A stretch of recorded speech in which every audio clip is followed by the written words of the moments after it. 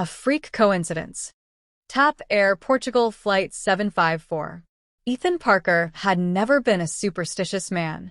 As a journalist known for his rational approach, he laughed at those who believed in fate or destiny. But on February 17, 2024, something happened that would shake his beliefs to their core. Ethan was on assignment for the Global Observer, traveling from Lisbon to Funchal on TAP Air Portugal Flight 754. The flight was a routine one, scheduled to last about 90 minutes. He had flown countless times before, so he paid little attention to anything other than his laptop, where he was finishing an article about the unpredictability of life. As passengers boarded, a young woman named Isabella took the seat beside him. She was nervous, fidgeting with her bracelet and looking around anxiously. "First time flying?" Ethan asked, trying to be polite. "No," she said, forcing a smile. "I just have a strange feeling about this flight." Ethan chuckled. "Planes are the safest way to travel.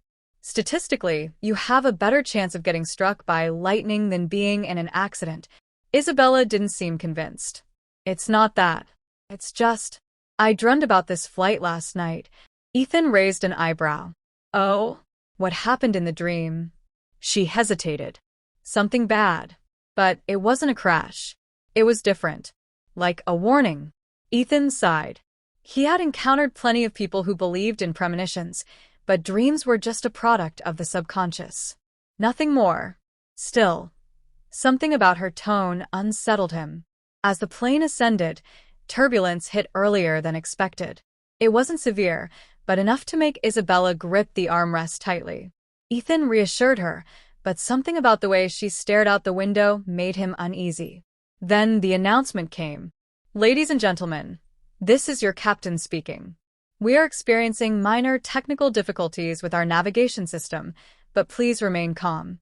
We are assessing the situation." Ethan's stomach tightened. He glanced at Isabella, whose face had turned pale. "I told you," she whispered. Ethan shook his head. Coincidence?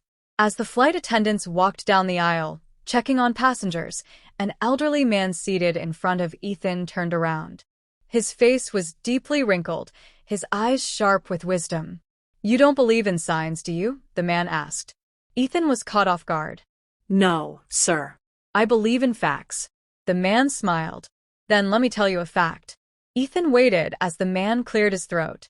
30 years ago, TAP Air Portugal Flight 754 faced a similar issue. It was rerouted at the last minute to avoid a storm. But that wasn't a real problem. Ethan's curiosity piqued. "What was?" The man leaned closer. "There was a passenger on board, a journalist. He was working on an article about fate, just like you." Ethan's breath caught. "That's an odd coincidence." The man nodded. That journalist had been warned about something strange before the flight. He dismissed it, but during the emergency landing, he found himself sitting next to a woman, just like you are now, who had also dreamed of something bad happening. Ethan turned to Isabella, who looked just as startled as he felt. "What happened to that journalist?" he asked. The man smiled sadly. He survived. But he never wrote another article on fate again. He realized some things are beyond logic. Ethan's mind raced. This was ridiculous. It was just an eerie story, a trick of probability. Yet a shiver ran down his spine. The captain's voice returned. "Ladies and gentlemen, due to unexpected weather conditions ahead, we are rerouting to an alternate airport. We appreciate your patience." Ethan's pulse quickened. Was this really happening? He turned to Isabella. "Your dream, did it say where we should go?" She hesitated. "It wasn't clear, but I remember a name. Porto Santo." Ethan's eyes widened. Porto Santo was a small island near Madeira, not a usual diversion spot. He made a split-second decision. Standing up, he walked straight to the flight attendant. "Excuse me, I need to speak to the captain." The attendant frowned. "Sir, the cockpit is off limits." "It's urgent." The elderly man behind him spoke up. "Let him through." Surprisingly, the attendant didn't argue. Something about the old man's presence commanded respect. Moments later, Ethan was inside the cockpit. The pilots looked surprised, but didn't dismiss him immediately. "Sir, we're in the middle of a—" "I know," Ethan interrupted. Listen, I know this sounds insane, but please consider landing at Porto Santo instead of Madeira. The pilots exchanged glances. Why? Ethan hesitated. What could he say? That a woman's dream and an old man's story convinced him? But before he could answer, an alert flashed on the screen. The co-pilot's face turned serious. Sir, we just lost radio contact with Madeira's control tower. Silence filled the cockpit. The captain's jaw tightened. Porto Santo it is. 20 minutes later, Flight 754 landed safely in Porto Santo. As the passengers disembarked, Ethan overheard a breaking news alert on a nearby TV. Reports confirmed that an unexpected power failure has shut down the Madeira Airport control tower. All incoming flights were left without guidance for landing. Ethan's hands went cold. Had they attempted to land there, they might have faced disaster. He turned to Isabella, who was trembling. It wasn't just a dream, she murmured.